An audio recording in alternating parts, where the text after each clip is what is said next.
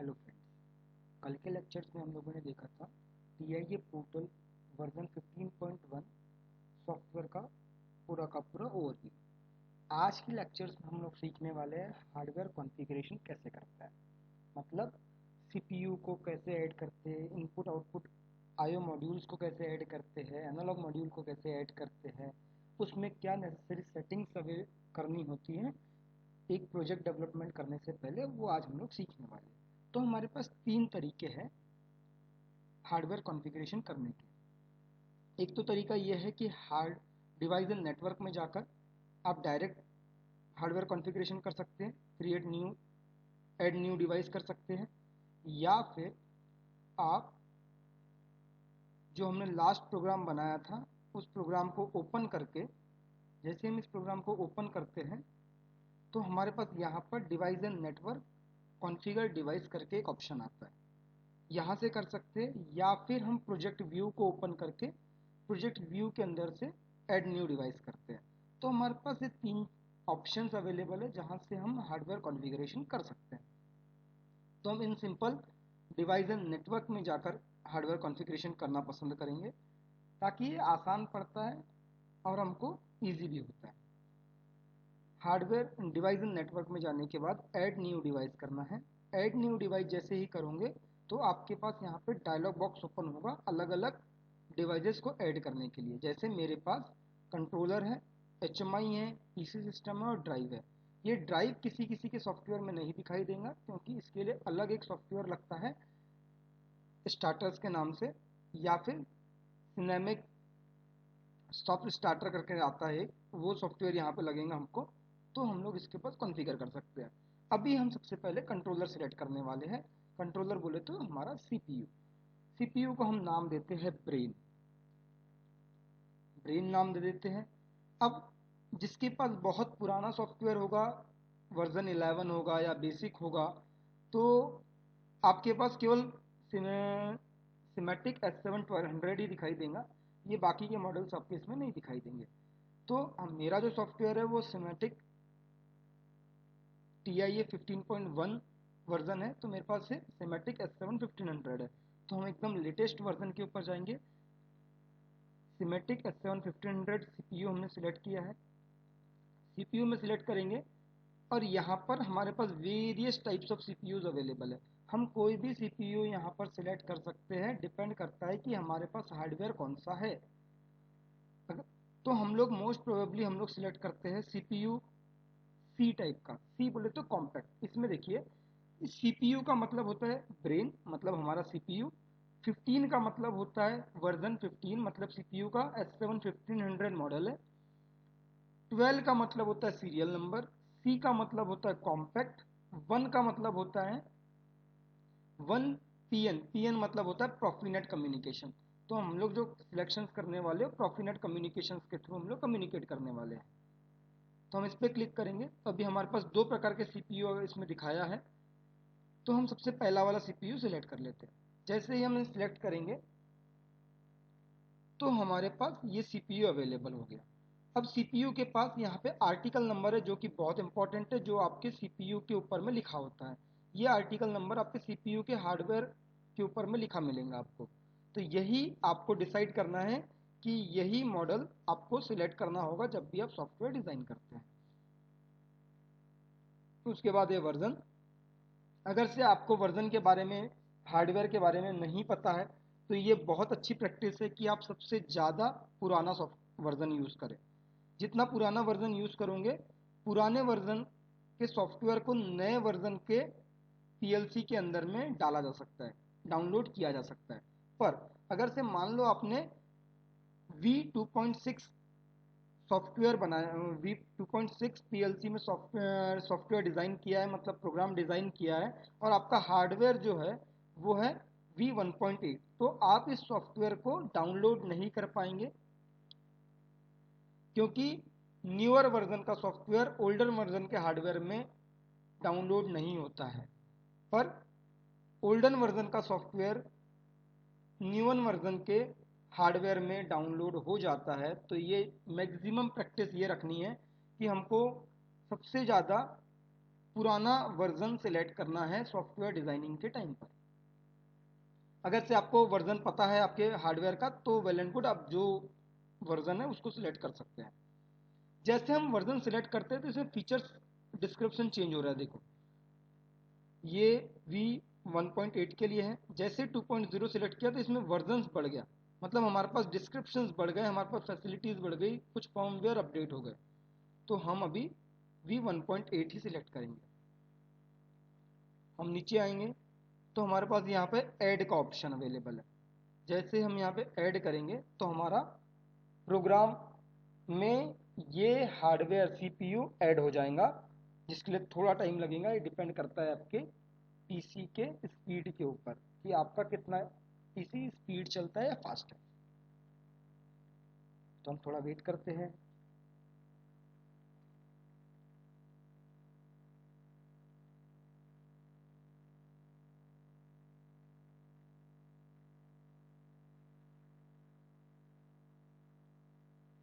ना हमारा यहाँ पर CPU हार्डवेयर कॉन्फ़िगरेशन रेडी हो गया है। अब हम इसको जूम करके दिखाते हैं थोड़ा क्या एडिट हुआ है। हमने इसको ऑलमोस्ट 200% कर लिया है। ये हमारे पास डिस्प्ले अवेलेबल है। डिस्प्ले होने के बाद नीचे जब आएंगे तो यहाँ पे दो हमको कम्युनिकेशन पोर्ट मिलता है प्रोफिनेट का। उसके बाद ये हमारा यहाँ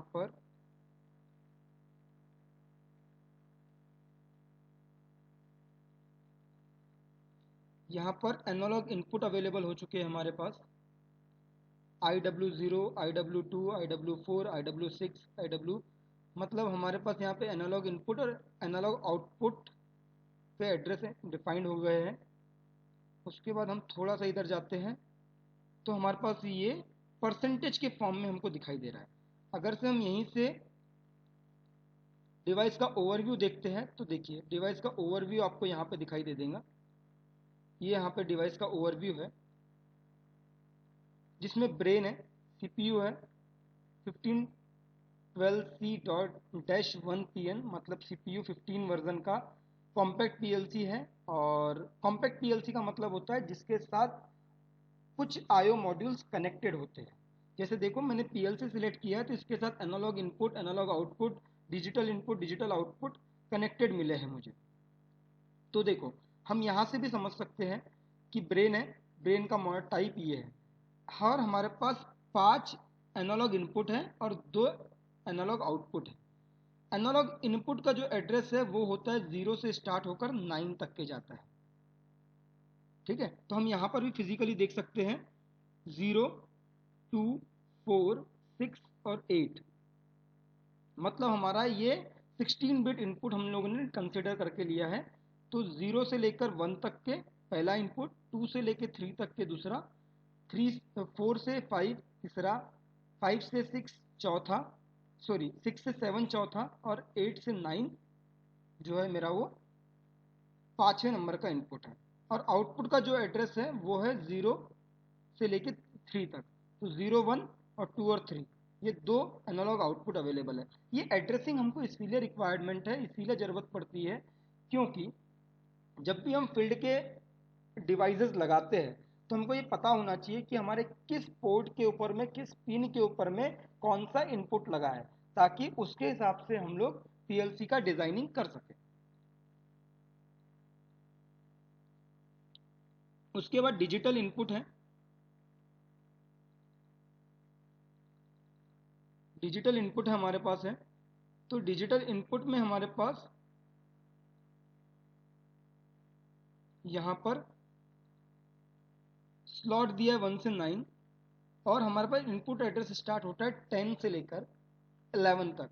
मतलब पहले मॉड्यूल में हमारे पास 16 इनपुट्स है, मतलब पहले जो 8 इनपुट्स है वो है 10.0 से लेकर 10.7 तक, और दूसरे जो 8 इनपुट्स है वो है 11.0 से लेकर 11.7 तक।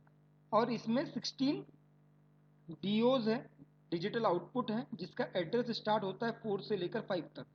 मतलब पहले 8 आउटपुट जो है 4.0 से लेकर 4.7 तक, और दूसरे 8 आउटपुट जो है वो 5.0 से लेके 5.7 तक। वैसे ही सेकंड मॉड्यूल भी हमारे पास कॉम्पैक्ट पीएलसी के अंदर अवेलेबल है, जिसका एड्रेस स्टार्ट होता है 12 से 13 और 6 से 7। फिर हमारे पास HSC है जो हाई स्पीड काउंटर्स है। हमारे पास हाई स्पीड काउंटर 6 अवेलेबल है, जिसके एड्रेसेस यहाँ पर दिए हैं इनपुट और आउटपुट के थ्रू। और प्रॉफिनेट कम्युनिकेशन है, प्रॉफिनेट कम्युनिकेशन है। अगर से प्रॉफिनेट कम्युनिकेशन के ऊपर में आप ऐसा क्लिक करेंगे तो हार्डवेयर नहीं दिखाई दे रहा है अभी, ठीक। अब हम इसके कुछ सेटिंग्स के ऊपर जाएंगे। देखिए हार्डवेयर कम्युनिकेशंस में थोड़ा स्लो है मेरा पीसी। पोर्ट 1 और पोर्ट 2 दो पोर्ट अवेलेबल है हमारे पास हार्डवेयर कम्युनिकेशन की। यहाँ से हम लोग ने ये डिफाइंड कर लिया है, तो हम यहाँ से भी चेक कर सकते हैं। और दूसरा तरीका हमारे पास चेक करने का है, थोड़ा हम इसको मिनिमाइज करते हैं। 100% हमने मिनिमाइज कर लिया है। अभी हम इसके प्रॉपर्टीज के ऊपर जाते हैं।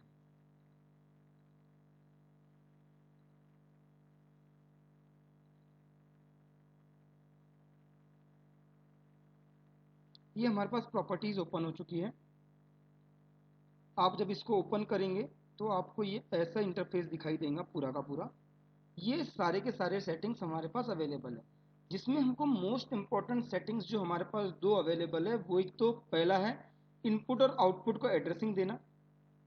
जैसे इनपुट और आउटपुट को एड्रेसिंग देना, जैसे कि मैं यहाँ पर सिलेक्ट कर लेता हूँ, मैंने इनपुट को एड्रेसिंग दे चुका हूँ आईओ एड्रेसिंग। इनपुट को मैंने एड्रेसिंग दे चुका हूँ स्टार्ट एड्रेस है 0 और एंड एड्रेस है 9 सॉरी। आउटपुट का 0 से 3। वैसे ही मैं डिजिटल पहले मॉड्यूल को एड्रेसिंग देना है मुझे, तो मैं यहाँ से चेंज भी कर सकता हूँ। मान लो मेरा जो इनपुट है वो 9 पे आकर ख़त्म हो चुका है, तो मैंने 10 ले लिया। मैं इसको यहाँ पे 12 भी कर सकता हूँ, 13 भी कर सकता हूँ। वो डिपेंड करता है कि मुझे किस एड्रेस से मेरी डिजिटल इनपुट को स्टार्ट करना है। तो मेरे को अगर से एड्रेस चेंज करना है तो मैं यहाँ से डिजिटल इनपुट और डिजिटल आउटपुट का एड्रेस यहाँ से चेंज कर सकता हूँ। ये हो गया। और ये हो गया सेकेंड मॉड्यूल। हमारे पास यहाँ से हमारे ये 3 सेटिंग्स इंपॉर्टेंट है कि हम लोग यहाँ पर कौन सा एड्रेस किस मॉड्यूल को देना चाहते हैं, वो हम यहाँ से डिसाइड कर सकते हैं। दूसरा एड्रेस है सिस्टम एंड क्लॉक मेमोरी। ये सिस्टम और क्लॉक मेमोरी हमारे प्रोग्राम्स में यूज़ होगा। कभी कभी हमको पल्स की रिक्वायरमेंट होती है, तो हम लोग इन फंक्शंस को यूज़ करते हैं। तो मैं इसके बारे में हम लोग डिटेल्स में आगे लेक्चर्स में पढ़ेंगे कि हम लोग क्लॉक मेमोरीज और पल्स मेमोरीज का कैसे इस्तेमाल करते हैं। तो हम इसको इनेबल कर देंगे। जैसे ही हम इसको इनेबल करेंगे तो हमारे पास बाय डिफॉल्ट वैल्यू जो है ये 0 सिलेक्टेड है। मतलब M0.0 से लेकर M16 0.16383 तक हम लोग यहाँ पर हम वैल्यूज़ को यूज़ कर सकते हैं। मतलब M0.0 का जो वैल्यू होगा, वो जो बिट होगी वो 10 हर्ट्ज की फ्रिक्वेंसी पर ब्लिंक करेंगी। M0.1 5 हर्ट्ज पे, M0.2 2.5 पर, M0.3 2 हर्ट्ज पर, 0.4 1.25 हर्ट्ज पर। तो हमको जैसे जिस फ्रिक्वेंसी की रिक्वायरमेंट होगी पल्स में प्रोग्राम के अंदर, हम उस चीज़ को यूज़ करेंगे। अभी हम यहाँ पर यही पढ़ेंगे कि हम दो चीज़ें सेटिंग करते हैं, एक इनपुट आउटपुट डिवाइसेस और दूसरा सिस्टम एंड क्लॉक मेमोरी। तीसरा है इथरनेट एड्रेस। हमको पीएलसी के पोर्ट को क्या आईपी असाइन करना है, हम यहाँ से करते हैं। पहला है प्रॉफिनेट इंटरफेस x1, उसमें जाने के बाद इथरनेट एड्रेसेस, और इथरनेट एड्रेसेस जाने के बाद हमारा बाय डिफॉल्ट जो आईपी असाइन है वो 192.168.0.1। अगर से आपको कुछ चेंजेस करना है तो आप यहाँ पे आईपी पीएलसी का चेंजेस कर सकते हो। हमारा यहाँ से पीएलसी का आईपी चेंज हो सकता है। अगर से आपको रिक्वायरमेंट है कि आपका बाकी के ड्राइव या फिर एचएमआई आपकी अलग रेंज में है, या फिर ये आईपी जो है मैंने कहीं और यूज़ कर चुका हूँ और मेरे को सीपीयू को, मेरे ब्रेन को अलग आईपी देना है, तो आप यहाँ से आईपी चेंज कर सकते हैं। ये हो गया हमारा जो मेजर सेटिंग्स रहती है वो। दूसरा है, चलो हम एक मॉड्यूल ऐड करते हैं इसके साथ। जैसे कि हम लोग यहाँ पे हार्डवेयर कैटलॉग में आने के बाद, कैटलॉग्स में हार्डवेयर कैटलॉग में आने के बाद हमारे पास different types of modules available है, जैसे PM module, PS module, power supply module, CPUs. अगर से मेरे को एक और रिडंडेंट सीपीयू यूज़ करना है तो मैं और एक रिडंडेंट सीपीयू यूज़ कर सकता हूँ। डीआई डी क्यूज, तो मैं डी आई डी क्यू दोनों यूज़ वाला यहाँ पर मैं एक मॉड्यूल यूज़ कर लेता हूँ। सो कुछ नहीं करना है, पकड़ना है, इस पर क्लिक करना है और ड्रैग एंड ड्रॉप कर देना है। मैं 2 नंबर के इस पर मैं ड्रैग एंड ड्रॉप कर दे रहा हूँ। तो मेरा अभी ये सीपीयू में, सीपीयू के बाद ब्रेन के बाद मेरा डीआई मॉड्यूल एक ऐड हो चुका है। अब जैसे ही आप इसमें देखोगे तो आपको यहाँ पर दिखाई देगा आपका ये ब्रेन है। आपके ब्रेन के बाद एक डीआई 16 इनपुट और 16 आउटपुट का एक मॉड्यूल ऐड हो चुका है। अब इस 16 इनपुट और 16 आउटपुट का एक जो मॉड्यूल ऐड हुआ है, इसके हम एड्रेसिंग चेक कर लेते हैं कि क्या है एड्रेसिंग। अब देखो इसका जो एड्रेसिंग है ना, 110 से लेकर 111 तक के हैं और 80 से लेकर 100 पर। मेरा जो ब्रेन में मेरा डिजिटल इनपुट कंप्लीट हुआ था, अब देखो ये ऐसा क्यों लिया है।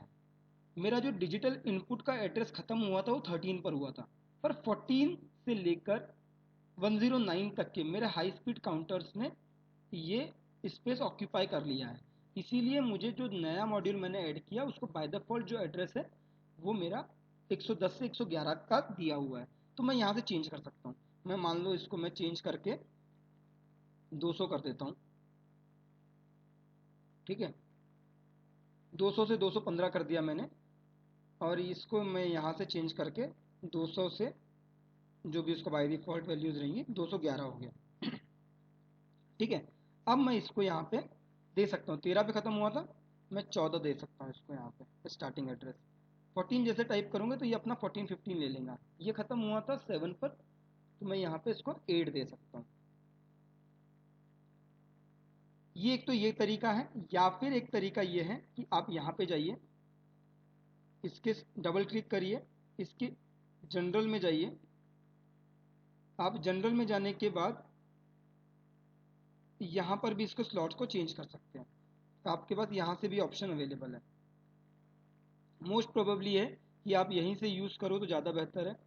आयो टेक्स्ट के अंदर में आप देखो यहाँ पे आपको पूरे के पूरे इनपुट्स दिखाई दे रहे हैं,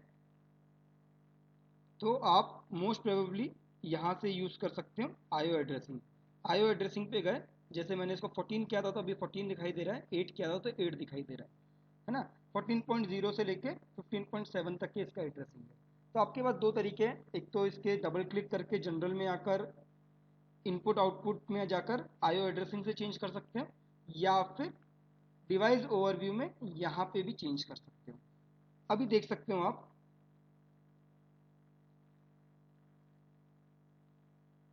कि यहाँ पर आपको इनपुट आउटपुट दिखाई दे रहे होंगे।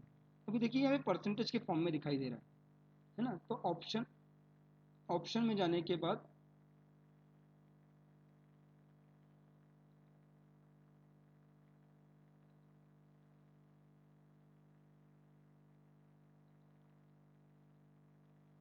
यहाँ से आप लोग यहाँ पर इनपुट आउटपुट डिफाइन कर सकते हो।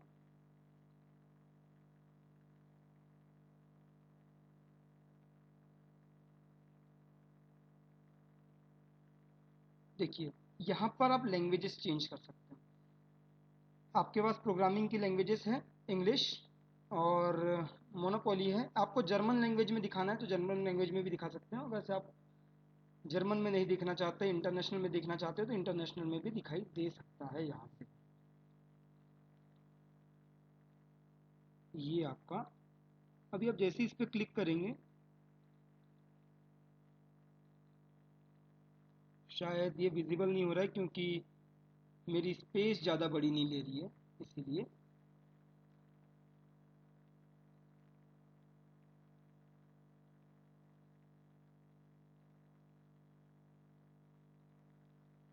जैसे ये आउटपुट दिखाई देता है क्योंकि यहाँ पर मेरे पास बहुत कॉम्पैक्ट आउटपुट्स का यूज़ है यहाँ पे, इसीलिए परसेंटेज के फॉर्म में दिखाई दे रहा है। आप इसी का एड्रेस यहाँ पर देख सकते हैं। आप जैसे देखोगे ओवरव्यू की तरफ तो आप यहाँ पर ये चेक कर सकते हैं कि जैसे जैसे इस मॉड्यूल पे मैं क्लिक करूँगा, जैसे सीपीयू पे क्लिक करूँगा तो कर्सर मेरा सीपीयू पे मूव कर गया है। देखिए जैसे मैंने AI मॉड्यूल पर क्लिक किया तो AI मॉड्यूल पर, जैसे ही मैंने DI पे क्लिक किया तो DI पर स्विच हो जाएगा ये। देखिए DI पे स्विच हो गया, फिर DI नीचे वाला, और अगर से मैं यहाँ पे सिलेक्ट करता हूँ तो ये वाला कर्सर इस पे मूव करता है। मतलब मैं यहाँ से डिफाइन कर सकता हूँ कि कौन सा मॉड्यूल कैसा काम करता है। ये हमारा हार्डवेयर कॉन्फ़िगरेशन का पार्ट है। इसके बाद इस लेक्चर्स में हम लोगों ने जो पढ़ा है वो पढ़ा है CPU का सिलेक्शन, ओवरव्यू जो है CPU का सिलेक्शन, CPU का IP addressing, memory clock pulse का डिफिनेशन, उसके बाद एड्रेस का डिफाइन करना, एड्रेस कैसे डिफाइन करेंगे हम लोग, एनालॉग इनपुट डिजिटल आउटपुट्स को, और एक एक्स्ट्रा मॉड्यूल कैसे ऐड करते हैं, क्या क्या बेसिक सेटिंग्स होती है हमारे CPU को कॉन्फ़िगर करते वक्त, वो हमने आज सीखा है। कल के लेक्चर्स में हम लोग इसमें हार्डवेयर कैसे ऐड करते हैं वो हम लोग सीखेंगे।